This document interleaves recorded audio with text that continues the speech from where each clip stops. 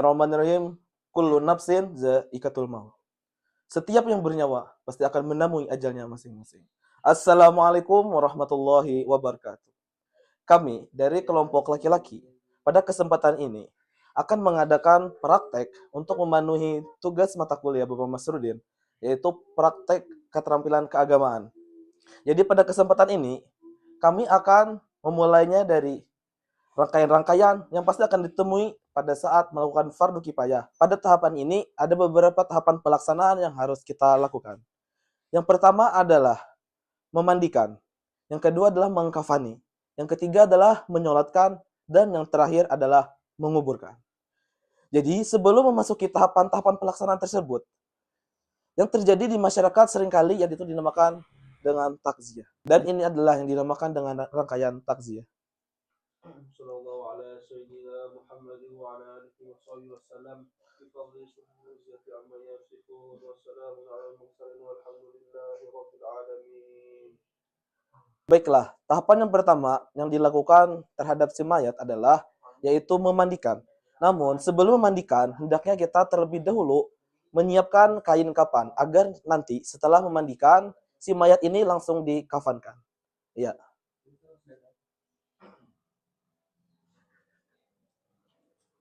Dalam mengukur mayit kita harus melebihi sejengkal. Kita lebihkan sejengkal ya. Di kepala sejengkal, di kaki sejengkal. Sudah ini pas. Kita ambil ukurannya. Selanjutnya kita potong kain kafan. Setelah tadi kita mengukur, kita sudah menemukan ukurannya. Kita ukur di kain kafan sebelah kanan, ternyata sudah pas ukurannya. Kita lanjut ke kain kafan yang kedua dan sampai 3. Setelah kita tadi sudah memotong kain, menyiapkan bahan-bahan, saatnya ini kita mempersiapkan susunannya. Yang pertama itu bisa dilihat videonya ke bawah. Ada tali kafan untuk mengikatnya, ada 5. Ini susunan yang pertama, tali. Yang kedua, kain pelapis pertama. Jadi setiap kain ini dihamburkan hanut. Hanut itu cendana campur dengan kapur barus. Jadi ditumpahkan. Ini kisahnya ditumpahkan. Ya sudah. Di lapisan kedua dihamburkan lagi serbuk cendana yang dinamakan hanut tadi itu, cendana campur kapur barus. Sudah yang kedua, lanjut yang ketiga lagi. Dihamburkan lagi. Cendana dicampur dengan kapur barus. Nah, yang terakhir upuh-upuh atau bahasa Indonesia itu sempak untuk mayat. Bisa dilihat.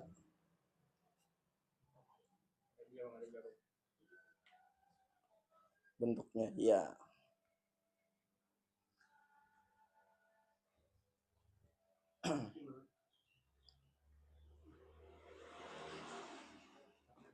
Dihamburkan lagi hanutnya. Ya, sudah. Setelah kita mempersiapkan tadi bahan-bahannya sudah siap, susunannya sudah tersusun dengan rapi, kita lanjut ke memandikan jenazah. Setelah kita mempersiapkan bahan-bahan untuk mengkampani jenazah, kita pinggirkan, kita lindungi agar tidak terkena najis. Nanti kita lindungi ke sebelah kanan sana. Ya. Di sini jenazahnya sedang dibacakan Al-Quran. Sebelum kita memandikan jenazah, kita perlu mempersiapkan bahan-bahan. Apa saja bahannya bisa kita lihat. Yang pertama yaitu di sini air kapur. Ini air sabun, dan itu air bersih dan mengalir. Kita menggunakan selang. Bisa juga kalau misalnya tidak punya selang, kita bisa menggunakan air dalam bak, dalam ya ember. Dan tak lupa juga kita menggunakan nih gayung. Terus ada lagi yaitu nih sarung tangan. Jika tidak bisa membuat seperti ini, bisa beli di warung, banyak sarung tangan ya kan. Kemudian disunahkan menggunakan tempat yang tinggi, karena di sini kita menggunakan bahan yang seadanya ya kan. Kita menggunakan orang dengan lututnya agar tinggi agar tidak terkena najis ketika kita memandikan jenazah. Bahan yang tidak lupa juga yaitu tapih bahalai ya kan. Ini sangat penting karena ini tapihnya tidak tembus pandang ya kan. Ini wajib untuk memandikan agar tidak terlihat aurat dari si mayit. Setelah kita mempersiapkan alat-alat dan bahan untuk memandikan jenazah, saatnya kita mengangkat jenazah ke tempat pemandian, yaitu pangkuan para saudaranya.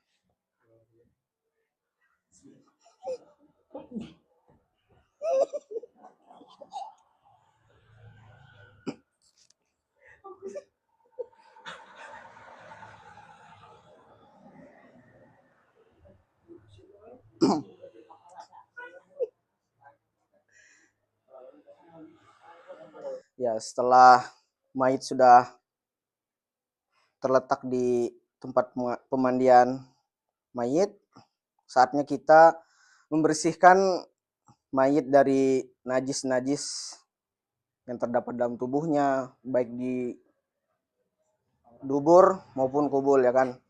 Jadi langsung saja siram air sambil digosok-gosok, bersihkan. Nah, pada saat ini kita bersihkan, pokoknya kita harus tahu kalau bahwasanya najis sudah hilang. Bersihkan, digosok-gosok, di kubulnya, di di alat kelamin, jangan lupa di pantatnya, jangan lupa juga di duburnya, di kepalanya juga harus dibersihkan. Giginya ya kan, giginya ini pakai telunjuk ya kan, telunjuk dibuka giginya. Nah, digosok-gosok sekedarnya, jangan sampai istilahnya itu menyiksa mayit. Terus jangan lupa hidungnya juga pakai ini kelingking ya kan, dimasukkan set ya sudah. Itu jangan lupa juga belakangnya, jadi kita miringkan, digosok-gosok. Nah, ketika kita memiringkan ini tidak boleh aurat si mayit ini kelihatan. Jadi kita harus hati-hati. Digosoknya juga jangan keras-keras. Kita menggosoknya dengan lembut karena si mayit kasihan ya kan, sudah ya.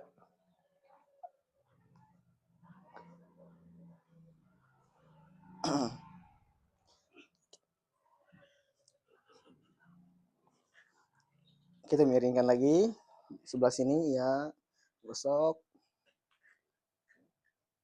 Nah, sudah selesai kita menyabunkan, udah digosok-gosok, siram air bersih ya. Terus kepalanya, rambutnya digosok-gosok ya kan, digosok-gosok. Terus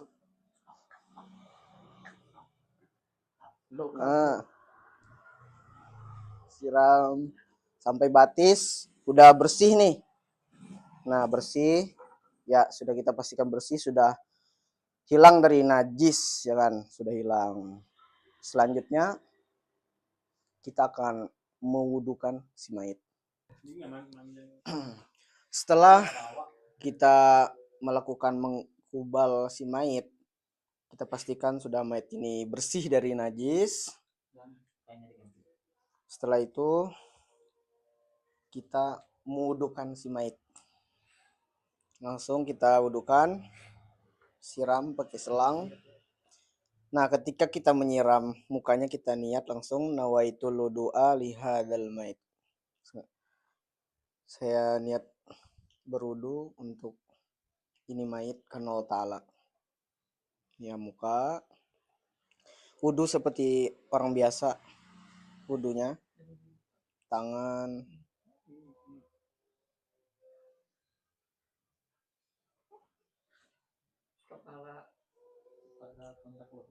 kanan kiri sudah, habis itu kepala ya kan. Nah, sudah kepala, batis lagi. Kita harus hati-hati jangan sampai aib atau auratnya terlihat. Ya, sudah selesai batisnya. Selesai berwudu, kita sudah mewudukan si mayit, kemudian kita akan melaksanakan mandi 9. Nah, setelah memandikan mayat tadi kan dari mengubal, selanjutnya setelah mewudui juga. Nah, setelah wudu kita memasuki yaitu namanya mandi 9. Dalam mandi 9 ini ada bermacam-macam cara. Nah, namun pada kali ini kami menggunakan cara seperti ini. Dengan menyiramkan air sabun secara langsung ke seluruh tubuh mayat dengan 3 kali pengulangan. Setelah air sabun yaitu dengan air muzilah atau air bersih 3 kali pengulangan. Dan yang terakhir dengan air yang bercampur dengan kapur dengan 3 kali pengulangan juga. Nah, jadi kita lihatkan caranya bagaimana. Yang pertama yaitu dengan air sabun. Siram kepala semua. Pada mandi 9 ini kita tidak perlu lagi menggosok seperti kita mengkubal. Tidak perlu lagi digosok, cuma disiram aja. Tadi sudah kepala, kemudian sebelah kanan lagi.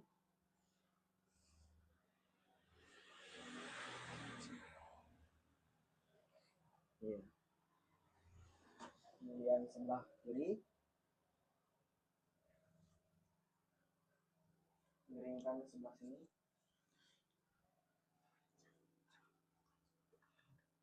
Sebelah belakang, sebelah kanan dengan sebelah kanan. Siram. Kemudian sebelah belakang, sebelah kiri.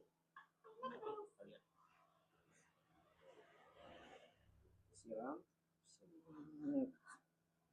Nah,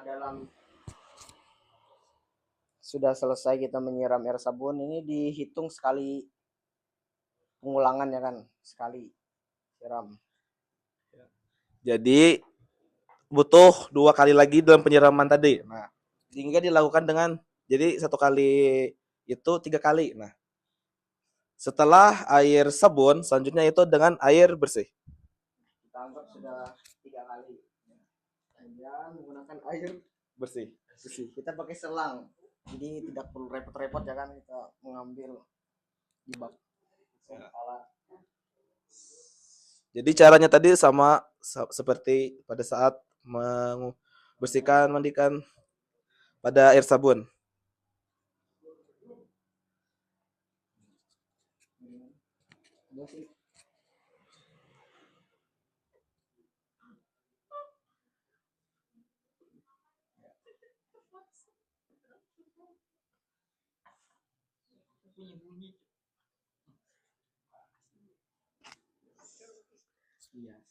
Ya, selesai sudah memandikan dengan air muzilah atau air bersih dengan 3 kali pengulangan, totalnya sudah 6 kali siraman.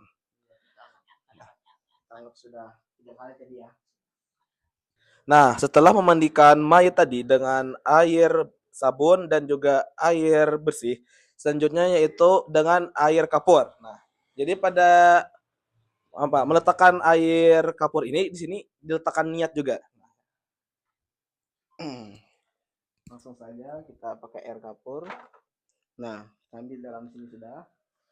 Pas kita siram di kepala, kita niatnya nawaitul gusla bihadzal mait fardhu lillahi ta'ala. Dalam hati Saya niat memandikan ini mayat karena Allah Ta'ala.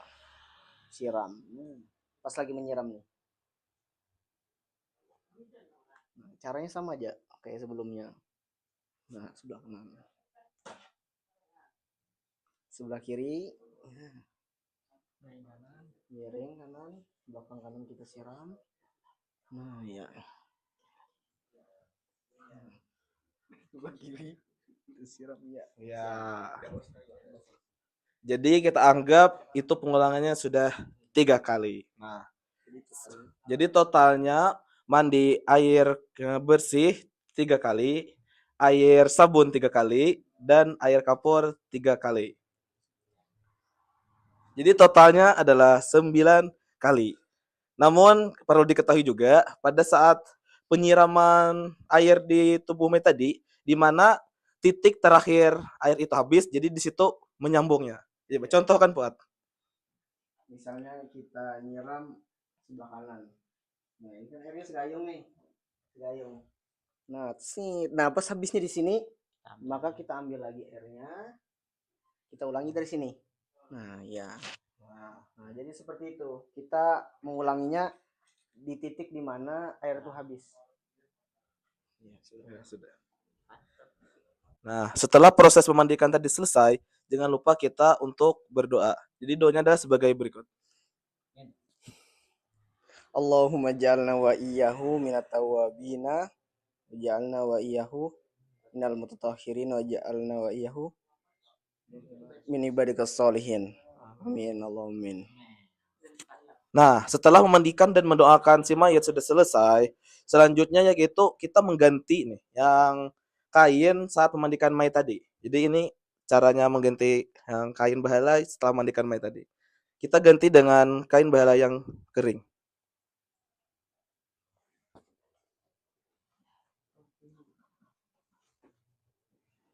Jadi usahakan aurat si mayat tadi jangan sampai kelihatan.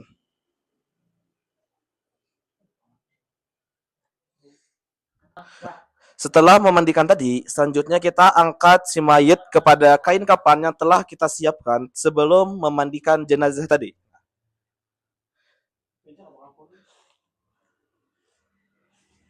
Jadi letakkan mayitnya, kakinya ke arah ke kiblat. Posisi si mayit ini.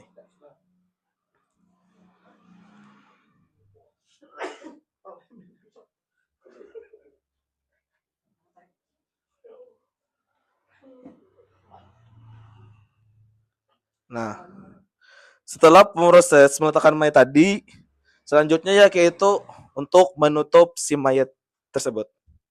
Di mana pada hal ini dimulai dari memayisnya tuh dari sebelah kiri.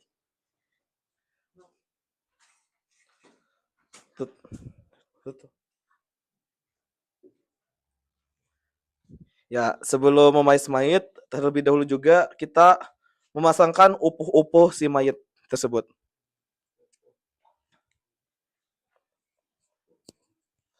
Usahakan pada saat proses mengkafani mayit ini, seluruh anggota tubuh mayit agar tidak kelihatan. Kecuali kakinya boleh saja kelihatan, kepalanya juga boleh sampai ke sampai dada. Ya, setelah upuh-upuh selesai, selanjutnya yaitu dengan kain pemais pertama dari sebelum memasang kain pemais pertama, hendaknya setiap anggota tubuh dari tubuh si mayat itu diletakkan kapas dengan bercampur hanut.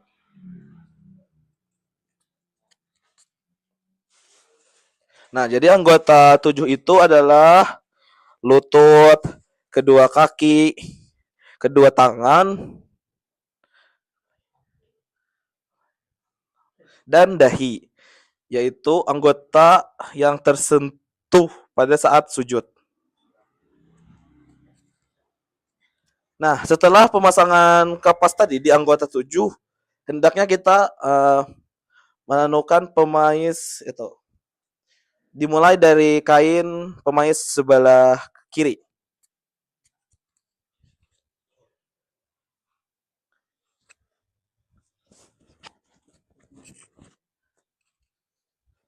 Nah, jadi usahakan pada saat eh, mengkafani mayat ini tubuhnya jangan kelihatan ya.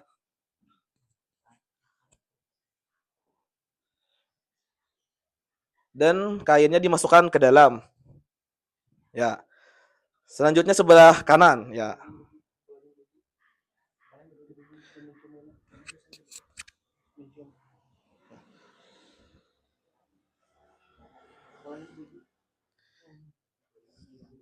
Jadi proses yang mengkafani ini sama aja diputar-putar gitu, kiri kanan gitu.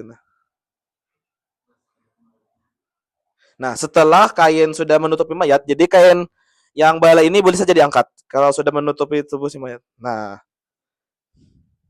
ya. Nah, untuk bagian kepala ini terakhir saja nanti.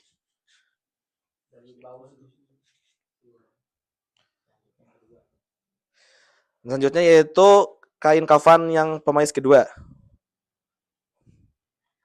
Sama saja caranya seperti tadi.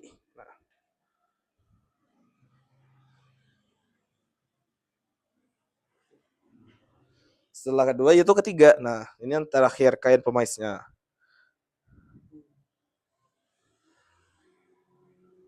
Jadi di sini ada 3 kain pemais untuk laki-laki dan juga upuh-upuh. Nah, setelah kain kafan ketiga tadi terbungkus di tubuh si mayat, selanjutnya kita itu memasang tali kafannya. Nah, dalam proses pemasangan tali kafan ini dimulai dari bawah atau di bagian kaki si mayat. Namun untuk mengikatnya itu harus kencang, namun tidak mati. Dan untuk simpulnya itu terletak di sebelah kiri. Nah, jadi nanti kenapa harus di sebelah kiri? Pada saat di dalam kubur nanti kan tali kapan ini dibuka kembali. Nah, jadi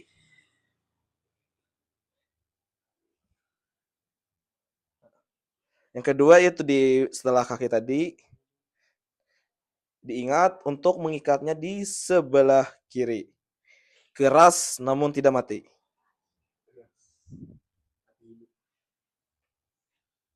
Nah, ini tali ketiga di dekat bagian paha si mayat.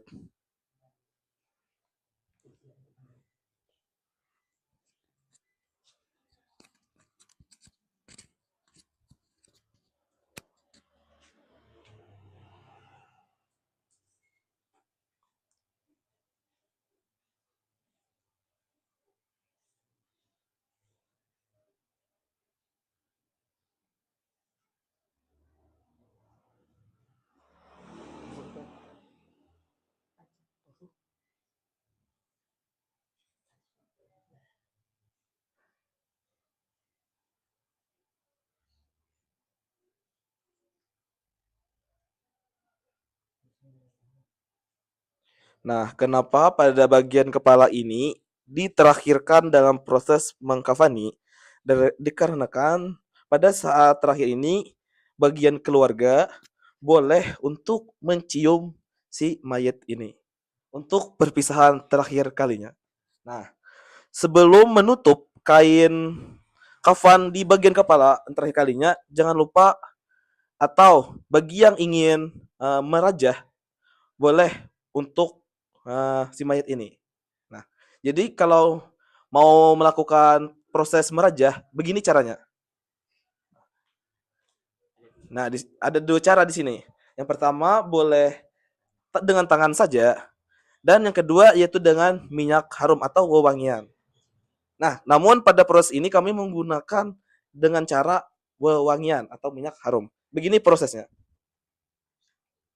Dengan kalimat rajah yaitu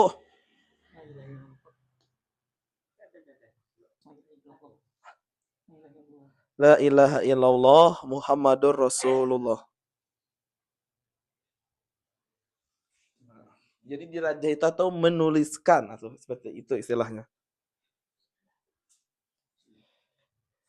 Nah, ini adalah proses merajah si mayat. Setelah proses merajah selesai, bagi keluarga yang pengen untuk berpisahan atau mencium si mayat diperbolehkan. Nah, Namun perlu diketahui pada saat proses mencium mayat ini diusahakan jangan sampai terjadi ada istilah tangis menangis, bahkan jatuh air mata ke kulit si mayat ini. Nah, setelah proses mencium untuk perpisahan terakhir kalinya dengan si mayat ini, yaitu kita menutup bagian kepala si mayat. Nah, sebelum menutup, harusnya kita pasangkan terlebih dahulu yaitu kain kapas. Nah, di sini kapas di bagian hidung si mayat dan telinga. Nah, coba lihat ini proses memasangkan kapas kepada anggota terakhir dari si mayat.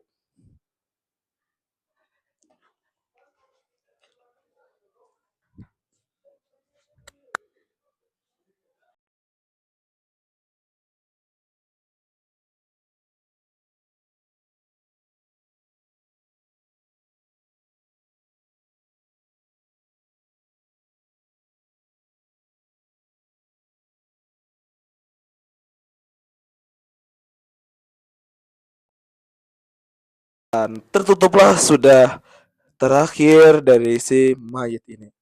Selanjutnya yaitu kita harus mengikat tali terakhir di anggota tubuh si mayat, yaitu tali yang terakhir.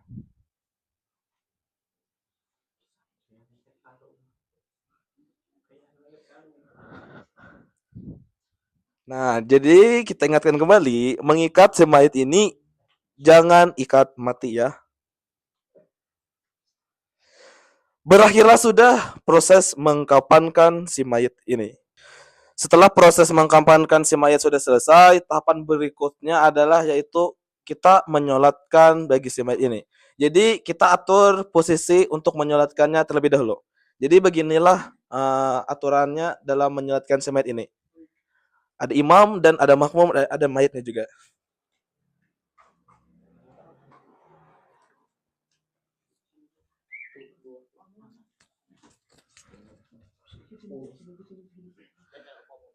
Nah, pada saat akan menyolatkan mayat ini,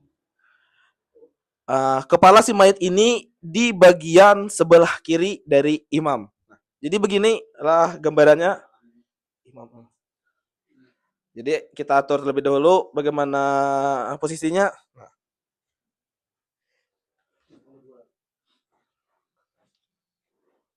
Nah, di sini ada telah berdiri imam. Nah, jadi kan di situ bagian kiri dari imam itu bagian kepala si mayat itu. Dan ini adalah gambaran untuk jumlah orang yang menyolatkan ini berjumlah cuma 6 orang saja. Di sini imam, nah, dan kepala mayat itu di sebelah kiri kan seperti saya sebutkan tadi. Selanjutnya ada satu orang di sini. Nah, jadi untuk ke belakangnya 2 orang. Jadi totalnya adalah 6 orang. Ini adalah gambaran untuk menyolatkan jika jumlah orangnya itu tidak mencukupi. Kalau mencukupi, caranya tidak begini. Jadi sebelum proses melaksanakan sholat menyolatkan mayat ini, terlebih dahulu pihak keluarga menyampaikan pesan-pesan atau beberapa hal yang berkaitan mungkin dengan si mayat ini. Innalillahi wa inna ilaihi raji'un. Innalillahi wa inna ilaihi raji'un. Innalillahi wa inna ilaihi raji'un. Assalamualaikum warahmatullahi wabarakatuh. Di depan kita ini adalah saudara kita Bulan bin Yanto. Ulun sebagai perwakilan dari pihak keluarga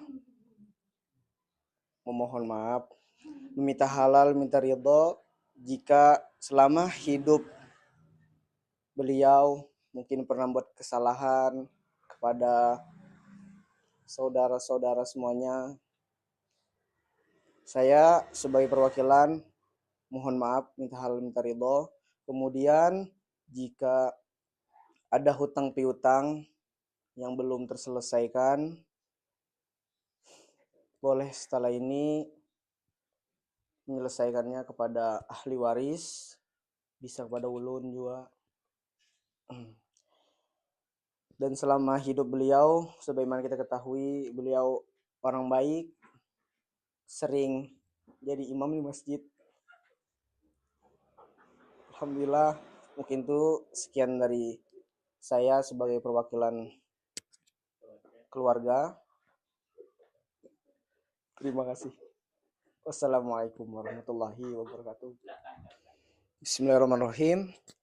Sebelum kita melaksanakan salat jenazah, yang kita perlu ketahui ada rukun-rukun dalam salat jenazah. Rukunnya ada 7.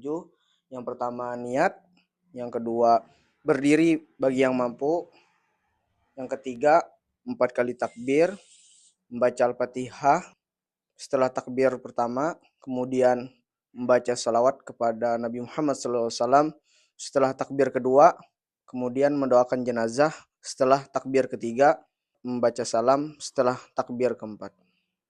Ya. Jadi kita harus perlu mengetahui rukun-rukunnya.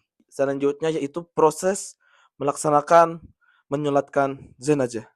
Jadi ini adalah caranya yang akan dipimpin oleh imam kita.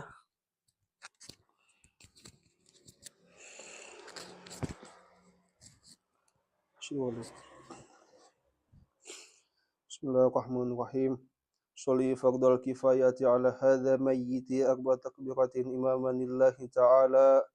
Allahu akbar. Allahu akbar. Allahu akbar. Allahu akbar. Assalamualaikum warahmatullah. Assalamualaikum warahmatullah. Al-Fatihah. Suratul Ikhlas 3 marat.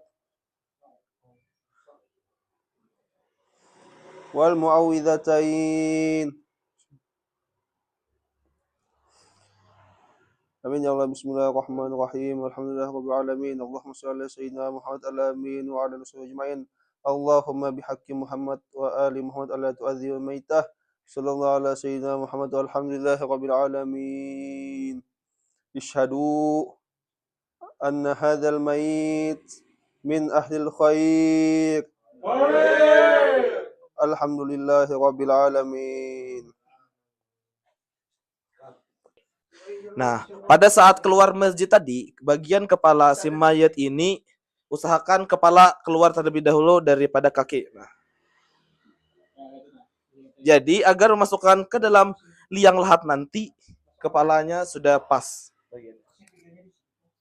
Nah, jadi setelah proses menyolatkan mayat dan tahapan terakhir yaitu adalah menguburkan si mayat atau menanam si mayat ini ke dalam tanah. Nah, jadi ini adalah gambaran proses ketika kita menanam atau mengubur si mayat ini. Jadi inilah gambarannya. Nah, jadi di dalam liang lahat itu ada beberapa orang untuk menyambut si mayat.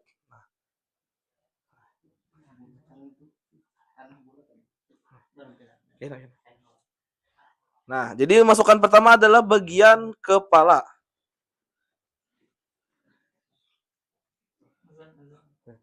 Nah, pada saat memasukkan mayat ini ada mengatakan boleh azan. Nah, di sini lah proses azan itu.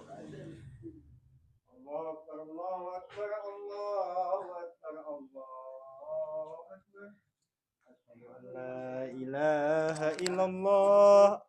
Asyhadu an la ilaha illallah. Asyhadu anna Muhammadar Rasulullah. Asyhadu anna Muhammadar Rasulullah.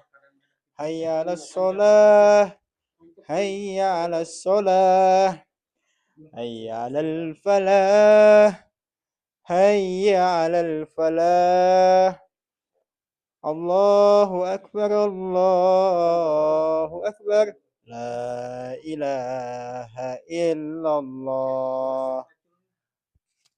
Nah, setelah azan tadi kan biasanya orang di dalam kubur ini ada yang namanya itu bentalan. Nah, biasanya di apa namanya itu yang tanah digumpal-gumpal gitu. Nah, jadi diolah bantalan dari si mayat. Nah, jangan lupa kan tadi saat mengkafankan si mayat tali ini tidak diikat dengan mati. Nah, jadi seluruh bagian itu dibuka dan pipi si mayat atau ya ditempelkan ke liang lahat. Nah, itu namanya. Ini adalah gambarannya.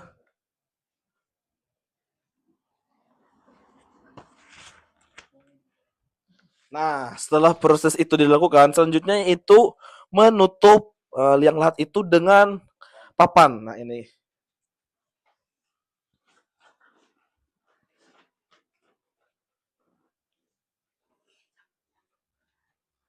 Nah, setelah papan terpasang di liang lahat, selanjutnya itu biasanya kan di kampung-kampung itu ditaburkan dengan yang bebungaan gitu nah, atau benda-benda yang daun-daun yang hidup gitu nah. Ya. Jadi setelah itu lalu galian tanah itu ditumpahkan ke dalam kubur ini sehingga seluruh liang ini tertutup. Yasin wal Qur'anil Hakim innaka laminal mursalin ala siratin mustaqim tanzilal azizir rahim litunzira qauman ma unzira aba'uhum fahum ghafilun. Sudah. Sadaqallahul azim.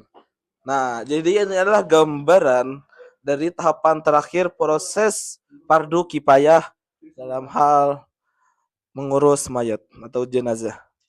Nah, setelah kubur tertutup, pada tahap ini selanjutnya biasanya diadakan namanya itu talqin terhadap si mayat. Jadi ini ada sedikit gambaran bagaimana sih talqin itu. Nah, jadi ini adalah gambaran talqin tersebut.